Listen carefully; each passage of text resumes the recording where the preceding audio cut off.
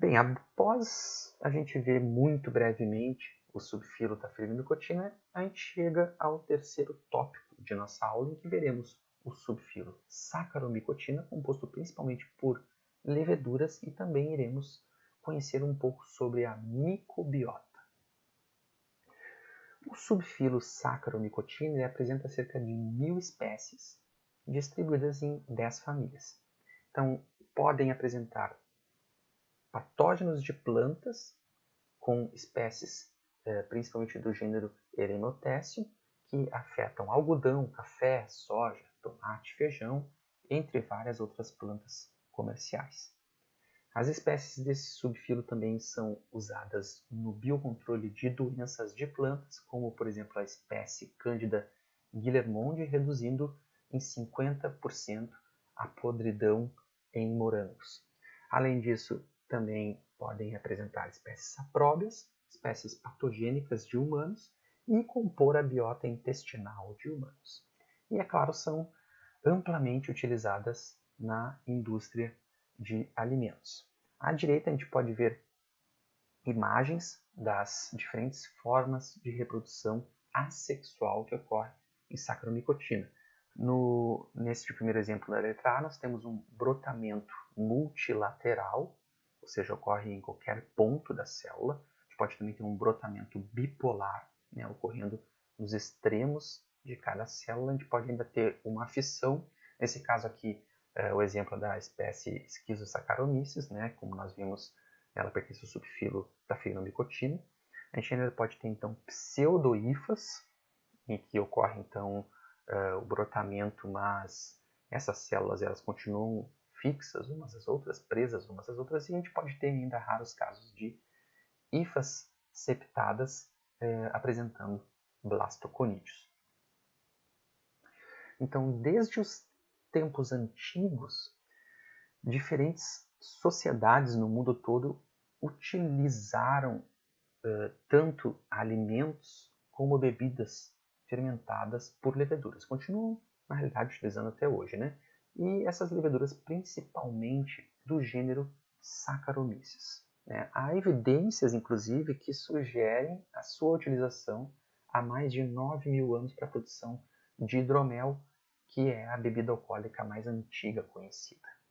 Então, na natureza, a Saccharomyces ela é encontrada em frutos maduros, como por exemplo a uva, e a sua dispersão é feita principalmente por insetos. Nas maçãs, por exemplo, na superfície de frutos maduros são encontradas populações significativas do gênero Saccharomyces, mas também do gênero Torulaspora e Zygosaccharomyces. Todas as linhagens de Saccharomyces crescem em glicose e maltose, mas nunca em lactose. E os melhores açúcares são frutose e galactose. E atualmente ela é amplamente usada na indústria cervejeira de vinhos e de pães, mas também na fermentação de sementes de cacau, grãos de café, em conserva de pickles em oliveiras, entre vários outros produtos. Bem, antes eu mostrei para vocês um ciclo generalizado de ascomicota, mas eu não comentei como ocorre a reprodução das leveduras. Então vamos lá. As leveduras, as células leveduriformes, elas são geralmente maiores do que as células bacterianas e também elas podem ser distinguidas pela presença óbvia de estruturas celulares internas como núcleos e vacúolos, como a gente pode visualizar aqui nessa sequência de imagens de brotamento. Então, as leveduras crescem em ambientes ricos em açúcares, como em frutas, flores, cascas de árvore, e normalmente são aeróbias facultativas, crescendo aerobiamente, bem como também por fermentação. Então, diversas espécies de leveduras elas vivem simbioticamente com animais e seres humanos e elas são importantes também comercialmente, sendo as mais notáveis as leveduras de panificação da cerveja, que, como eu falei anteriormente, são de espécies do gênero Saccharomyces. Então, olha que interessante, a levedura Saccharomyces cerevisiae, ela foi o primeiro eucarioto a ter o seu genoma completamente sequenciado. Então, a reprodução, na maioria das espécies de levedura, ela ocorre através do brotamento, né, como a gente viu lá na primeira aula, mas ela também pode ocorrer por fissão. Então, vamos ver agora com mais detalhes esse exemplo de ciclo reprodutivo do gênero Saccharomyces. Então, a reprodução sexuada, ela ocorre quando duas linhagens ou tipos sexuais se encontram, eles são atraídos geralmente por feromônios e ocorre então a plasmogamia seguida de cariogonia, formando então o zigoto. A célula diploide, ou seja, esse zigoto, ele pode se reproduzir assexuadamente por brotamento gerando novas células diploides. Ou em condições de falta de alimento, elas podem continuar o ciclo sexuado, induzindo a formação de um asco. E ocorre então a meiose seguida de mitose, originando 4 núcleos, como a gente pode ver aqui nessa imagem abaixo. E, consequentemente, formando assim 4 ascósporos haploides. Esses ascósporos haploides eles vão então germinar e formarão células haploides que podem se reproduzir assexuadamente por brotamento ou então iniciar novamente o ciclo sexuado. Bem, outro gênero muito interessante é o gênero Brettanomyces. Se vocês forem procurar na literatura, vocês vão encontrar também o gênero Deckera, correspondente ao teleomorfo dessa espécie, que na realidade o teleomorfo é o que representa a fase sexual. Esse gênero ele foi descoberto em 1904 na cervejaria Carlsberg, porque ele estava deteriorando as cervejas do tipo English Ale. Né? Então, esse gênero Brettanomyces ele cresce mais vagarosamente, né, do que comparado a Saccharomyces e se alimenta de uma gama maior de substratos. Além de também produzir álcool e gás carbônico, ele gera uma gama de compostos que pode influenciar o aroma e a textura de vinhos e cervejas. Então, nesse caso, no caso de vinhos, ele pode causar contaminação em vinícolas, principalmente em vinhos tintos envelhecidos, mas também em Chardonnay e Sauvignon Blanc. Na indústria cervejeira, também ele é considerado um contaminante, mas ele é muito utilizado no estilo de cerveja lambic e também por algumas marcas de Belgian Ales, podendo então ser adicionado ao barril de madeira durante a maturação, direto no envase ou se é a única levedura utilizada. Então aqui eu trouxe como exemplo para vocês essa cerveja Orval, uma cerveja belga, uma Belgian Ale, que se vocês procurarem vocês encontram à venda aqui em alguns supermercados. Bem, eu trouxe esse vídeo aqui, é um vídeo de um TED, contando uma breve história do álcool. Então vamos dar uma olhada para vocês conhecerem um pouco mais o quanto isso foi importante e faz parte da nossa sociedade.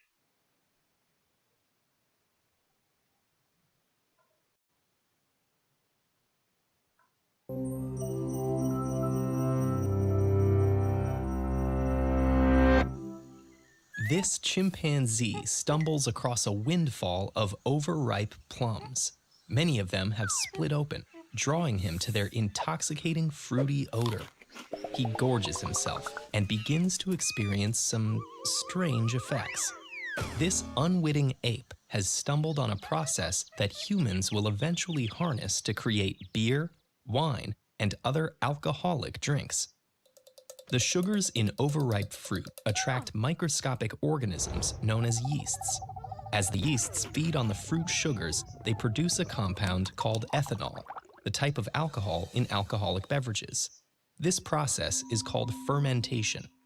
Nobody knows exactly when humans began to create fermented beverages. The earliest known evidence comes from 7000 BCE in China, where residue in clay pots has revealed that people were making an alcoholic beverage from fermented rice, millet, grapes, and honey. Within a few thousand years, cultures all over the world were fermenting their own drinks. Ancient Mesopotamians and Egyptians made beer throughout the year from stored cereal grains. This beer was available to all social classes, and workers even received it in their daily rations. They also made wine, but because the climate wasn't ideal for growing grapes, it was a rare and expensive delicacy. By contrast, in Greece and Rome, where grapes grew more easily, wine was as readily available as beer was in Egypt and Mesopotamia. Because yeasts will ferment basically any plant sugars, ancient peoples made alcohol from whatever crops and plants grew where they lived. In South America, people made chicha from grains, sometimes adding hallucinogenic herbs. In what's now Mexico, pulque, made from cactus sap, was the drink of choice, while East Africans made banana and palm beer. And in the area that's now Japan, people made sake from rice. Almost every region of the globe had its own fermented drinks. As alcohol consumption became part of everyday life, some authorities latched onto effects they perceived as positive. Greek physicians considered wine to be good for health, and poets testified to its creative qualities. Others were more concerned about alcohol's potential for abuse. Greek philosophers promoted temperance. Early Jewish and Christian writers in Europe integrated wine into rituals, but considered excessive intoxication a sin. And in the Middle East, Africa, and Spain, an Islamic rule against praying while drunk gradually solidified into a general ban on alcohol. Ancient fermented beverages had relatively low alcohol content, at about 13% alcohol. The byproducts wild yeasts generate during fermentation become toxic and kill them. When the yeasts die, fermentation stops and the alcohol content levels off. So for thousands of years, alcohol content was limited. That changed with the invention of a process called distillation. 9th century Arabic writings describe boiling fermented liquids to vaporize the alcohol in them. Alcohol boils at a lower temperature than water, so it vaporizes first. Capture this vapor, cool it down, and what's left is liquid alcohol much more concentrated than any fermented beverage. At first, these stronger spirits were used for medicinal purposes. Then, spirits became an important trade commodity because, unlike beer and wine, they didn't spoil. Rum made from sugar harvested in European colonies in the Caribbean became a staple for sailors and was traded to North America. Europeans brought brandy and gin to Africa and traded it for enslaved people, land, and goods like palm oil and rubber. Spirits became a form of money in these regions. During the Age of Exploration, spirits played a crucial role in long-distance sea voyages. Sailing from Europe to East Asia and the Americas could take months, and keeping water fresh for the crews was a challenge. Adding a bucket of brandy to a water barrel kept water fresh longer because alcohol is a preservative that kills harmful microbes.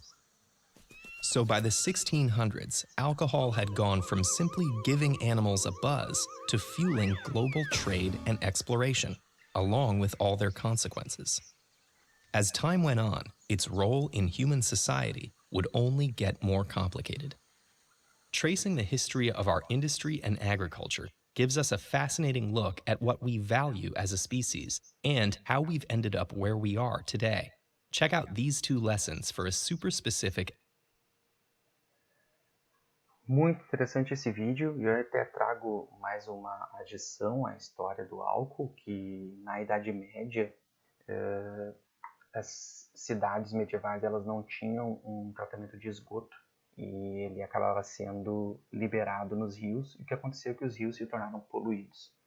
Então vários problemas começaram a surgir, né, entre eles a cólera, e justamente a cerveja ela foi uma fonte, né, muito importante, porque no processo de fabricação da cerveja, mesmo a gente utilizando uma água imprópria, por ação das leveduras, enfim, da fermentação, essa bebida ela se torna própria ao consumo. Então, se diz que a cerveja, ela bem dizer assim, ela foi o que salvou a Idade Média. Bem, outra espécie importante né, do subfilo Saccharomycotina espécie, na realidade, não gênero, é o gênero Cândida, que é um gênero saprofítico muito diverso e que cresce em diferentes substratos, como solo e madeira podre, e até sendo isolado, inclusive, de água marinha e intestino de peixes. Existe até uma espécie que é a Cândida Cherraté, que é utilizada industrialmente na conversão da biomassa de plantas em biocombustíveis. A espécie mais conhecida do gênero Cândida é a espécie Cândida albicans, que é uma espécie residente em 80% da população humana, onde ela cresce no intestino e pode então causar infecções devido a uma proliferação em forma de hifa na mucosa oral, que é conhecido essa doença como sapinho, ou também na mucosa vaginal, que é conhecido também como candidíase, e principalmente em pessoas que estejam com o seu sistema imune alterado ou imunodeprimidos. Agora que nós vimos algumas espécies de fungos que podem ocorrer naturalmente em humanos, Cândida, e também, como eu ainda não havia dito, Saccharomyces também pode ocorrer no intestino humano, nós vamos ver brevemente qual a relação e impacto os fungos eles podem exercer na relação com os humanos. Principalmente bactérias, mas também vírus e fungos são componentes do microbioma de humanos saudáveis, estando então presentes na pele, cavidade oral e intestino. A maior diversidade de fungos ocorre na boca, onde foram identificados cerca de 101 espécies, como por exemplo o gênero Saccharomyces, mas também os gêneros Cladosporium, Pichia e Cândida. Mas o intestino humano ele abriga um ecossistema muito diverso e complexo de micro-organismos, compreendendo principalmente bactérias, mas também vírus, parasitas e fungos. E novas tecnologias em sequenciamento molecular eles têm tornado possível a identificação e a gente conhecer a diversidade da comunidade fúngica que reside no intestino, que é conhecida então como micobiota. Então, estudos recentes de metagenômica mostraram que os fungos eles representam apenas 0,1% da microbiota do intestino, sendo predominantes os clados Ascomycota, seguido por Mucoromycota e Basidiomycota. Então, dentre os gêneros identificados estão Cândida, Cryptococcus, Malassezia, Aspergillus, Saccharomyces, Galactomyces, Trichosporum e Cladosporium. Então, desses, os mais comumente encontrados em indivíduos saudáveis são Saccharomyces, Cândida e Cladosporium. Portanto, essa diversidade fúngica no intestino ela é muito menor comparada a bactérias, e essa prevalência de certas espécies entre amostras sugere que uma micobiota núcleo possa existir nos intestinos de diferentes pessoas.